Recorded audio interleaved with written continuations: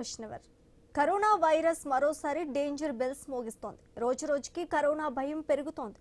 ఏపీలో కరోనా కేసులు పెరగటం ఆందోళన కలిగిస్తోంది. కొత్తగా 2 పాజిటివ్ కేసులు నమోదు కాగా ఆ సంఖ్య 34కు చేరింది. ఇప్పటికే 4 వైరస్ తో మృతి చెందారు. కొత్తగా ఏలూరు, గుంటూరు జిల్లాల్లో ఒక్కొక్కటి చొప్పున 2 కేసులు నమోదయ్యాయి. బాధితులను ప్రత్యేక వార్డుల్లో ఉంచి చికిత్స అందిస్తున్నారు. వీరితో పాటు ప్రైమరీ కాంటాక్ట్లలో ఉన్న వారిని గుర్తించి పరీక్షలు నిర్వహిస్తున్నారు. ఏపీలో నుంచి నెమ్మదిగా పక్క రాష్ట్రాలకు కూడా కరోనా వ్యాప్తి చెందే అవకాశాలు కనిపిస్తున్నాయి. నీటి వివాదంలో సీజేపీకి మద్దతుగా దేశవ్యాప్తంగా యువత రోడ్డెక్కి ఆందోళన చేస్తున్నారు. యువత ఆందోళనతో కరోనా వ్యాప్తి చెందే ఛాన్స్ ఉందా అని భయం వెంటాడుతోంది. నిరసనలు, ర్యాలీలు కరోనా వ్యాప్తిపై ప్రభావం చూపిస్తాయా? యువత ఆందోళనలో కోవిడ్ నిబంధనలు పాటిస్తున్నారా? దేశవ్యాప్తంగా జరుగుతున్న ఆందోళనలు కరోనా వ్యాప్తికి కారణమవుతాయా? ఆసుపత్రులు, వైద్య సిబ్బంది సిద్ధంగా ఉన్నారా?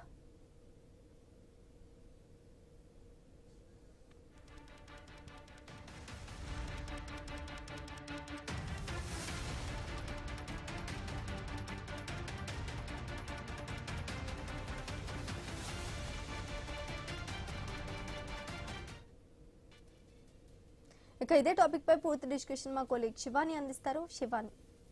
Thank you Sreeja. నిజంగానే ఇప్పుడు కరోనా మళ్ళీ డేంజర్ బెల్స్ మోగిస్తున్నాయా అన్న విధంగా అందరూ ఆలోచిస్తున్నారు. నెమ్మదిగా ఆంధ్రప్రదేశ్లో కరోనా కేసెస్ పెరిగిపోతున్నాయి. 34కు సంఖ్య పెరిగిపోయింది. అందులో 4 కరోనా వల్ల మృతి చెందినట్టుగా కూడా రిపోర్ట్స్ చెప్తున్నాయి, డాక్టర్స్ చెప్తున్నారు. సో ఇప్పుడు మెయిన్ క్వశ్చన్ ఏంటంటే, ఇప్పుడు దేశవ్యాప్తంగా కూడా అన్ని చోట్ల నిరసన సెగ కనిపిస్తుంది. కాబట్టి ఈ నిరసనలో భాగంగా ప్రజలు అక్కడి నుంచి ఇక్కడికి, ఇక్కడి నుంచి అక్కడికి ట్రావెల్ చేస్తూ ఉంటారు. కాబట్టి ఈ కరోనా స్ప్రెడ్ అయ్యే ఛాన్సెస్ ఎక్కువగా ఉందా అన్న విధంగా ఆలోచిస్తున్నారు. సో ఎస్, ఆంధ్రప్రదేశ్ లో అయితే కేసెస్ మనం చూస్తున్నాము. కానీ ఆంధ్రప్రదేశ్ నుంచి రావడం పోవడం అనేది తెలంగాణ ప్రజలు కూడా చేస్తారు. కాబట్టి తెలంగాణలో కూడా అలాంటి కేసెస్ నమోదయ్యే ఛాన్సెస్ ఉందా అన్న విధంగా కూడా అందరూ ఆలోచిస్తున్నారు. ఒకవేళ అలాంటి సిచ్యువేషన్ ఉంటే గనక prevention is better than cure అంటారు. కాబట్టి ముందుగానే టెస్ట్లు అవన్నీ చేయించడం, బార్డర్స్ దగ్గర ఉన్న ప్రజల దగ్గరికి వెళ్ళి వాళ్ళకు కూడా టెస్ట్ కండక్ట్ చేయడం, ఇలా పానిక్ సిచ్యువేషన్ రాకుండా ముందు జాగ్రత్తగా కొన్ని విషయాలు సజెస్ట్ చేయడము, అందరు కామ్ అండ్ కంపోస్ట్ గా ఈ ప్రాబ్లమ్ ని మళ్ళీ డీల్ చేసే విధంగా ప్రిపేర్ చేయడం కూడా గవర్నమెంట్ బాధ్యత అన్నట్టుగా కూడా చెప్తున్నారు. సో ఇదే అంశానికి సంబంధించి మాట్లాడడానికి మనతో పాటు జాయిన్ అయ్యారు డాక్టర్ జయరామ్ గారు. ఆయనతో కూడా మాట్లాడే ప్రయత్నం అయితే చేద్దాం. సో నమస్తే అండి జయరామ్ గారు. ఇప్పుడు అందరూ కూడా మళ్ళీ కరోనా గురించి మాట్లాడుకుంటున్నారు. మనం చూస్తున్నాం ఆంధ్రప్రదేశ్ లో పరిస్థితి ఏ విధంగా ఉందో. 34కు చేరుకుంది సంఖ్య. అందులో 4 చనిపోయారంటే పానిక్ సిచ్యువేషన్ కాకపోయినప్పటికీ కూడా కొంచెం జాగ్రత్త పడాల్సిన సిచ్యువేషన్ అయితే మనకుంది. సో దీని గురించి ఏం చెప్పాలనుకుంటున్నారు మీరు? ఇది పెద్దగా వరి అవసరం పని ఏం లేదు. కరోనా అనేది సో వన్స్ అప్ అనే టైం ఒకప్పుడు కనుక ఫస్ట్ వేవ్, సెకండ్ వేవ్ లో ఉన్న భయం థర్డ్ వేవ్ వచ్చేసరికి అంతగా ఏం లేదు. అంత ఆంధ్రప్రదేశ్ పని లేదు.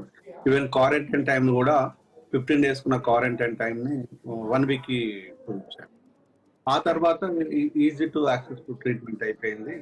సో ఓపీలోనే ఎక్కువ బెటర్ ట్రీట్మెంట్ తీసుకోగలిగారు. ఓపీ పేషెంట్ లాగానే ఉన్నారు. సో ఇన్పేషెంట్ ఫెసిలిటీ నెసెసిటీ లేకుండా పోయింది. సో అంటే మనకు ఎస్ఓబి లాంటిది మేజర్ కంప్లైంట్ లేదు. సో ఇన్ఫెక్షన్స్ లేవు. అట్లా స్ట్రాంగ్ ఫీవర్స్ అట్లాంటివి ఏం లేకపోయింది. సివియర్ కాఫ్ అలాంటివి కూడా ఏం లేకపోయింది. సో కరోనా వచ్చింది, పాజిటివ్ ఉంది అంటే ఒమిక్రాన్ ఆ వేరియంట్ చాలా వీక్ గా ఉంది అనేది అప్పుడు. సో అది కంటిన్యూషన్ లో అదే వేరియంట్ లోపల సబ్ వేరియంట్స్ వస్తూ ఉంటాయి, పోతూ ఉంటాయి. దీని గురించి పెద్ద పర్యావసన పర్లేదు. కరోనా కేసులు అంటారా, ఆ డెత్ అయిన కేసులు కూడా రకరకాలుగా కోమార్బిడిటీస్ ఉన్న కేసులు.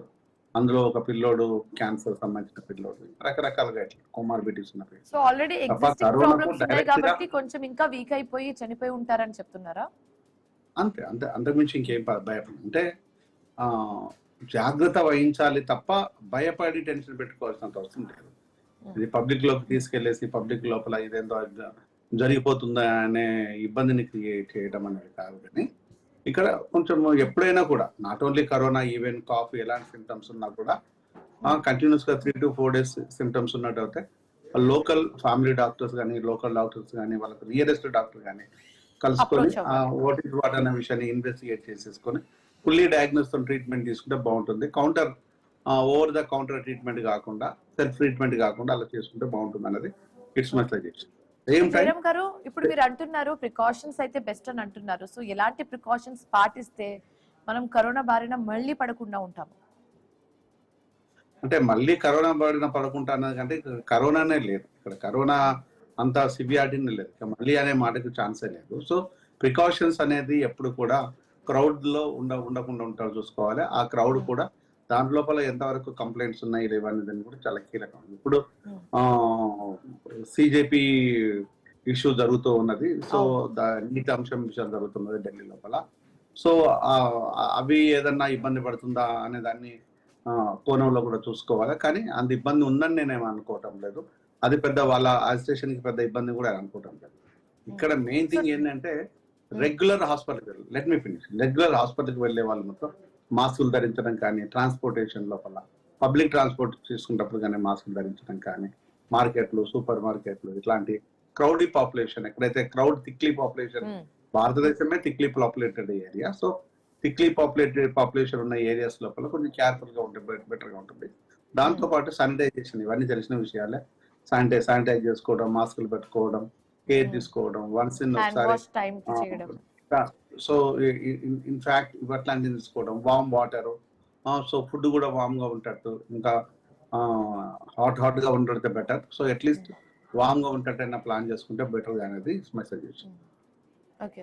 సో జయరామ్ గారు, ఇందాక మీరు అన్నట్టుగా ఇప్పుడు ఈ సిజేపీ ప్రొటెస్ట్ జరుగుతుంది కాబట్టి ప్రొటెస్ట్ కి సంబంధించి చాలా మంది ట్రావెల్ చేస్తూ ఉంటారు, గ్యాదర్ అవుతూ ఉంటారు.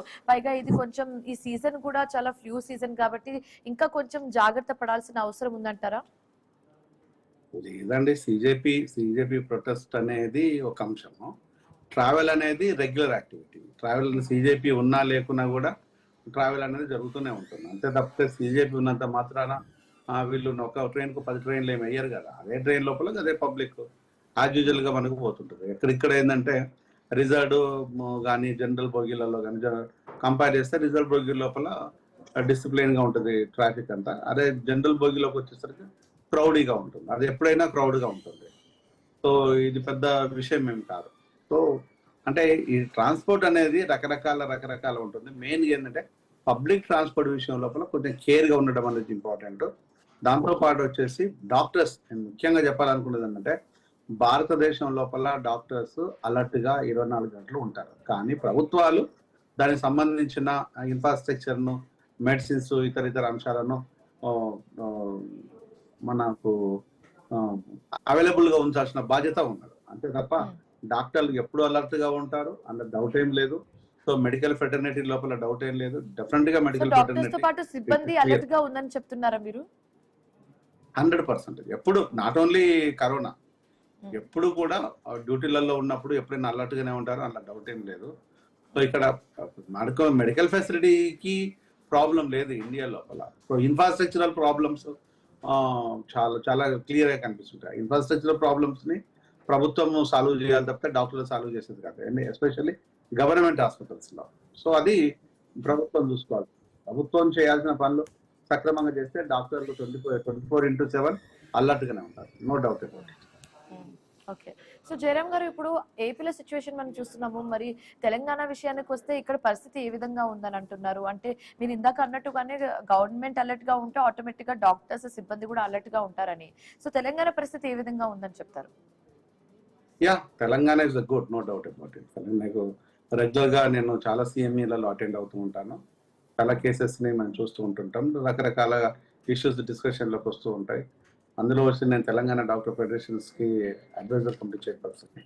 సో మాకు రెగ్యులర్ డిస్కషన్స్ లోపల సిఎంఈల లోపల చూస్తూ ఉంటుంటాం. సో ఇక్కడ ఏవి పెద్దగా మనం అంతా అంటే ఎక్కడైనా కూడా కరోనా ఉన్నా లేకపోయినా కేర్ అనేది కంపల్సరీ.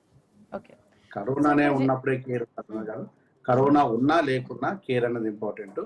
ఏపీ ఒక్కటే కాదు, ఈవెన్ ఆల్ ఓవర్ ఇండియాలో కేర్ అనేది ఇప్పుడు పబ్లిక్ మనం చెప్పాల్సిన పని ఏం లేదు. వాళ్ళకి ఇప్పుడు చాలా గ్రేట్ లో ఉన్నాయి.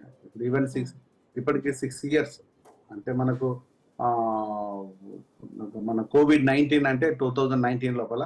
సో మన ఎక్స్పీరియన్స్ ఆ 19 లో మనకు పూర్తి ఎక్స్పీరియన్స్ ఏం లేదు. ఎండ్ ఆఫ్ ద ఇయర్ లో మనం దాన్ని టేస్ట్ చేసాము. 2020కి వచ్చినప్పుడు టేస్ట్ చేసాము.